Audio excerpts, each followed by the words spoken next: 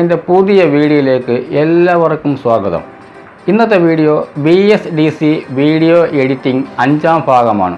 ഇതിൽ ഞാൻ പറയാൻ പോകുന്നത്, നിങ്ങൾ VSDC വീഡിയോ എഡിറ്ററിൻ്റെ ഫ്രീ വെർഷനാണ് ഉപയോഗിക്കുന്നതെങ്കിൽ നിങ്ങൾക്ക് അനുഭവപ്പെടാൻ സാധ്യതയുള്ള ഒരു ചെറിയ കുഴപ്പത്തെക്കുറിച്ചും അതിനെ എങ്ങനെ സോൾവ് ചെയ്യാം എന്നുള്ളതിനെക്കുറിച്ചുമാണ്. അപ്പോൾ നിങ്ങൾക്ക് എൻ്റെ വീഡിയോകൾ ഉപയോഗപ്പെടുകയാണെങ്കിൽ ഒന്ന് സബ്സ്ക്രൈബ് ചെയ്യുക, ലൈക്ക് ചെയ്യുക.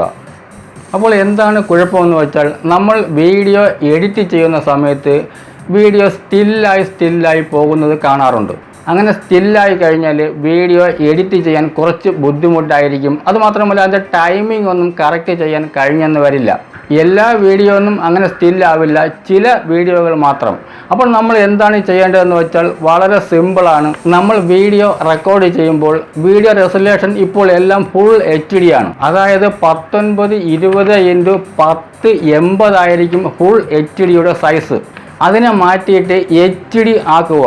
അതായത് 1280x720 ഈ റെസൊല്യൂഷനിൽ റെക്കോർഡ് ചെയ്തിട്ട് എഡിറ്റ് ചെയ്താൽ ആ പ്രോബ്ലം മാറിക്കിട്ടുന്നതായിരിക്കും. ഇപ്പോൾ വീഡിയോ റെസൊല്യൂഷൻ HDയിലാക്കിയിട്ടാണ് റെക്കോർഡ് ചെയ്ത് കഴിഞ്ഞാൽ ഉള്ള ഒരു നേട്ടമെന്ന് പറഞ്ഞാൽ, ഉദാഹരണത്തിന് 5 മിനിറ്റ് വരുന്ന ഒരു വീഡിയോ ഫുൾ HDയിലാണ് റെക്കോർഡ് ചെയ്യുന്നതെങ്കിൽ അതിൻ്റെ MB ഒരു 500 ആണെങ്കിൽ HDയിൽ റെക്കോർഡ് ചെയ്ത് കഴിഞ്ഞാൽ അതിൻ്റെ MB ഒരു 300 ഒക്കെ ആവുകയുള്ളൂ. എന്നാൽ അതുകൊണ്ട് വീഡിയോ ക്വാളിറ്റിക്ക് ഒരു വ്യത്യാസവും വരുന്നതുമല്ല.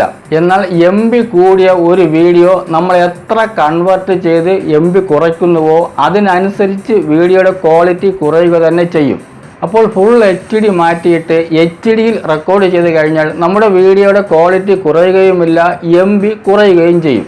ഞാൻ ഈ പറയുന്നത് നമ്മൾ സോഷ്യൽ മീഡിയയിൽ അപ്ലോഡ് ചെയ്യുന്ന വീഡിയോയെക്കുറിച്ച് മാത്രമാണ്. അല്ലാത്ത ഒരു വീഡിയോ നമുക്ക് ഏത് റെസൊല്യൂഷനിൽ വേണമെങ്കിലും റെക്കോർഡ് ചെയ്യാവുന്നതാണ്. അപ്പോൾ ഓക്കെ, അടുത്തൊരു പുതിയ വീഡിയോയുമായി വരുന്നത് വരേക്കും ബൈ.